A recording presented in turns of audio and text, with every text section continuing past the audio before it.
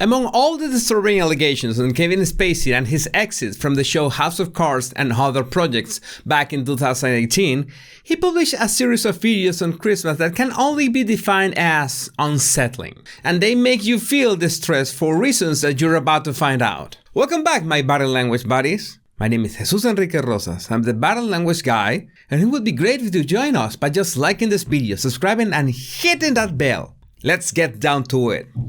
This is the video that he published in Christmas 2018, when the show House of Cards was already running without him, and he was also removed from the movie All the Money in the World. There were so many men accusing him of inappropriate advances, and the Me Too movement was already at peak, that it was not a stretch to think that Spacey's career was over. Maybe this is not the first time you watch this video, but let's pretend this is a first impression, and why the following 25 seconds that you're about to watch are so important for this analysis.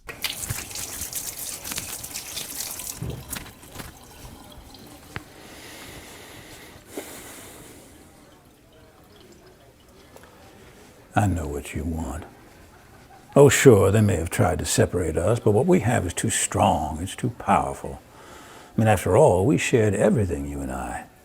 I told you my deepest, darkest secrets. The first thing you see is a wordplay. Let me be frank. This is the perfect example of the ambiguities scattered all over this video. It's a way of saying, let me be honest, but at the same time ask for the chance to talk as the character Frank Underwood, who was his role in House of Cards. At the same time that you read these words, you notice in the background that Spacey is washing his hands. Washing one's hands has a very rich symbolism, but one of the most popular ones is to show innocence. Like in the Bible in Matthew 27:24, when Pilate washed his hands as a symbol that he was innocent of the blood of Jesus Christ. It's no coincidence that Spacey used this symbol to send a nonverbal message such as, I'm coming clean and I'm innocent of all this.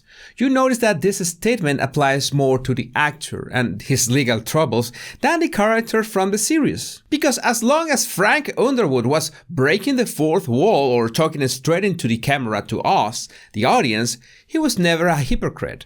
He was unfiltered. He was the embodiment of the end justifies the means. So if there's anyone to claim innocence, it's Kevin Spacey. But the couple sentences spoken are vague in terms of who's speaking. They might have tried to separate us, but what we have is too strong. He's trying to establish an emotional connection with us. And breaking the fourth wall or looking straight into the camera is something that could be a bit too invasive and even uncomfortable. In fact, that visual narrative tool was heavily used in House of Cards, so we, the audience, could be Frank's confidant no matter what kind of crime he committed. It's like we knew the whole time what he had done and what he was capable of. And if you're wondering why more series don't use this visual style, it's because it implicitly causes stress on the viewer. As an example, you're watching Grey's Anatomy, you connect with all the stress of the romantic and medical dilemmas, but you're in a safe place outside of that world.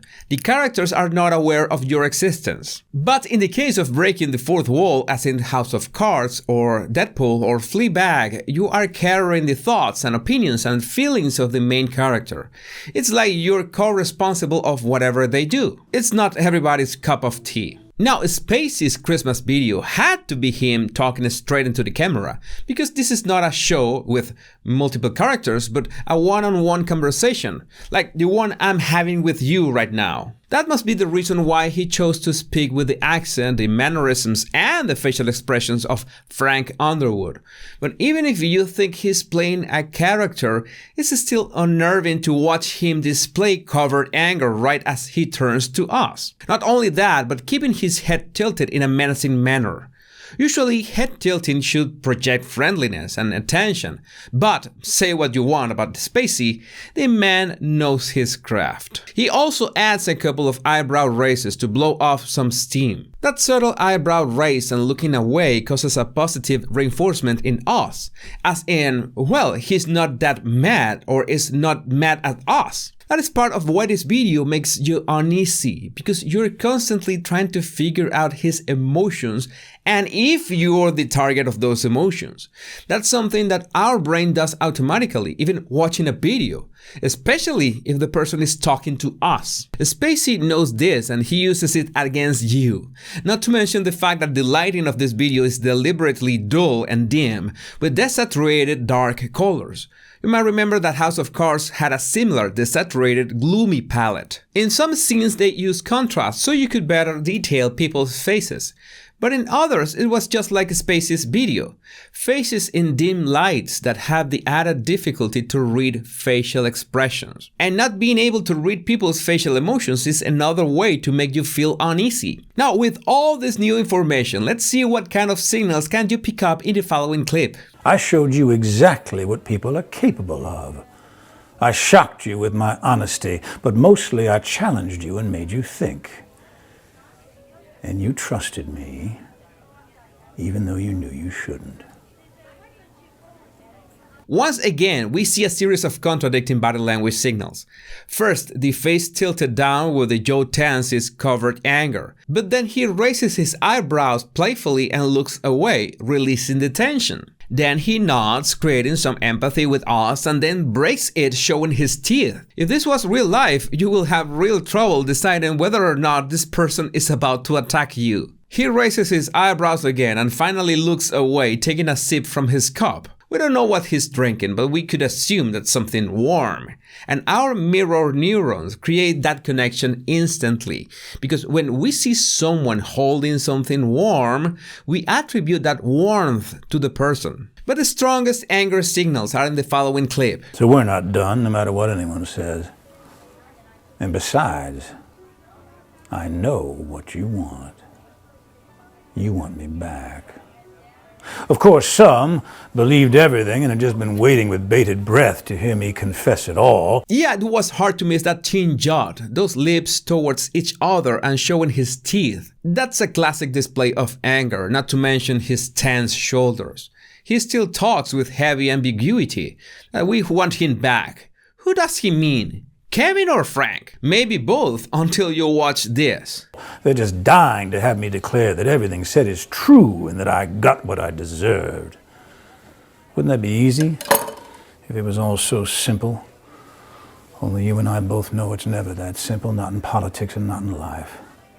We can't see it, but it's easy to guess that he's using a knife. I think it's not necessary to explain that symbol, and this time there are less and less signals of friendship or empathy. It's like a boiling anger that is mounting every second. And then he focuses exclusively on you. But you wouldn't believe the worst without evidence, would you? You wouldn't rush to judgments without facts, would you? Did you? No, not you. You're smarter than that. You can tell that when he addresses us again, the audience, his friends, his face is more relaxed. So we finally have a clue that his anger is not directed at us. But it doesn't mean that he will stop being cryptic about who's the one talking, Frank or Kevin. Anyway, all this presumption made for such an unsatisfying ending. And to think it could have been such a memorable send-off. I mean, if you and I have learned nothing else these past years, it's that in life and art, nothing should be off the table.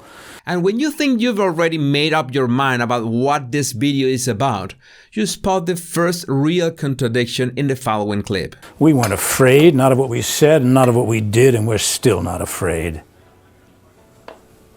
Because I can promise you this. If I didn't pay the price for the things we both know I did do, I'm certainly not going to pay the price for the things I didn't do.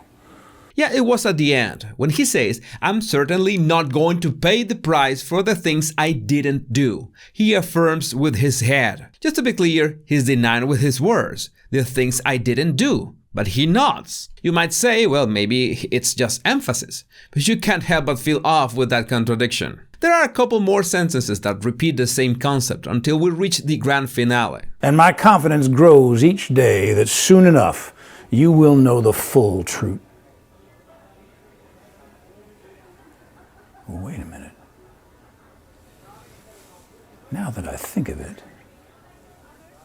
you never actually saw me die, did you? And then he does and says this.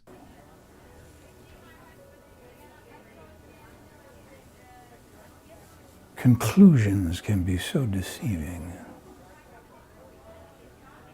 Miss me?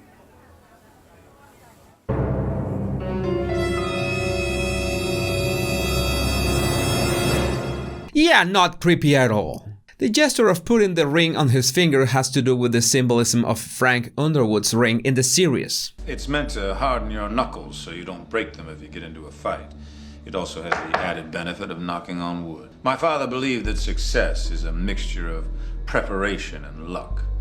Tapping the table kills both birds with one stone. So it has this obscure meaning that he's prepared for anything that's coming for him, and he believes that luck is gonna be on his side.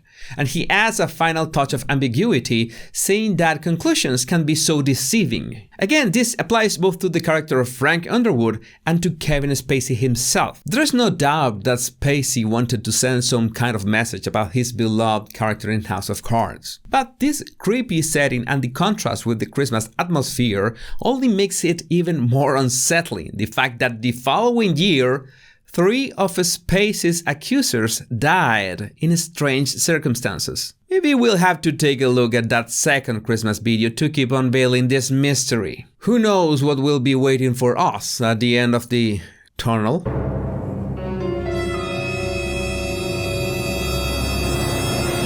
If you want to refine your observation skills, all you have to do is download my 100 body language tips right in the description of this video. My name is Jesus Enrique Rosas, and it will always be a pleasure, my body language buddies. Much love and bliss.